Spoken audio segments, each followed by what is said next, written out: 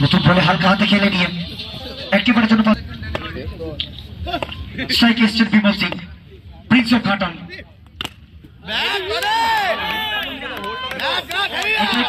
সিং এসে প্রথম বলে তার ব্যাটটাকে কথা বলা 4টে রান।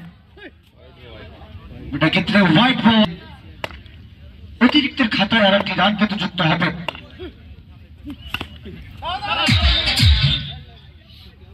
আসলে এই বলটা ফিল্ডারের হাতে খেললেন এই বলটি।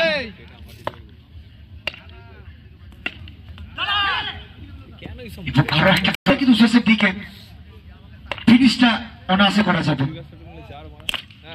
অনবদ্য একটা বাউন্ডারি, অনবদ্য একটা 10-এ পৌঁছে গেল দলীয় রান সংখ্যা 10।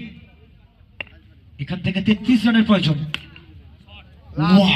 What a beautiful place that. Strike Usman এবং প্রথম ball no ball, no ball, অর্থাৎ আরো একটি রান যুক্ত হবে দলীয় খাতায়। উসমান প্লেসমেন্ট করতে পারেননি, আসলে ওই এক্সট্রা কভার অঞ্চলটাকে ব্যবহার করতে চাইছিলেন, ব্যাটে বলে জুতোই ঘটেনি।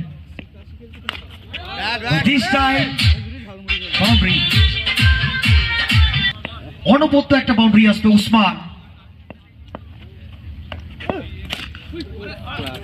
ক্ষেত্রে রান আউটের সুযোগ ছিল এবং 4টে রান। 20 রানের প্রয়োজন এখান থেকে এবং এটা যাবে মাঠের বাইরে। উসমান স্পেশাল অনেকগুলো রান কিন্তু খরচ করেছেন, শুভ রান খরচ করেছেন এই ওভার থেকে। এক্ষেত্রে প্লেসমেন্টটা ছিল সরাসরি ফিল্ডারের হাতে। এখান থেকে 16 রান এবং অনবদ্য একটা হিট। উসমান উসমান উসমান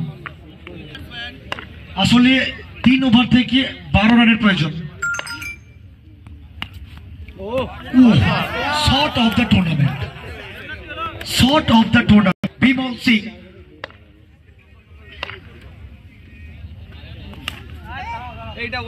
ওই গ্যাপটাকে ব্যবহার করতে চাইছেন, লং অন অঞ্চলটা একেবারে ফাঁকা জায়গা, ওই জায়গাটা ব্যবহার করতে চাইছেন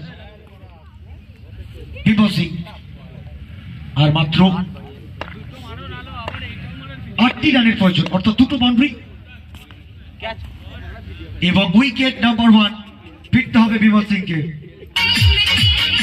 দেখি অভিজ্ঞ খেলোয়াড়,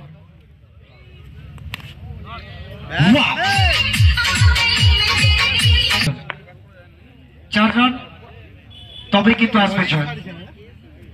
নো বল,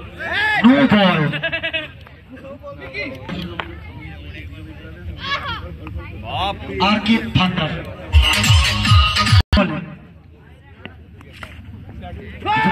এখানে বিট করাবেন করছিলেন, কিন্তু শেষ পর্যন্ত নাই হলো এবং এখান থেকে উইনিং শটটা আসবে।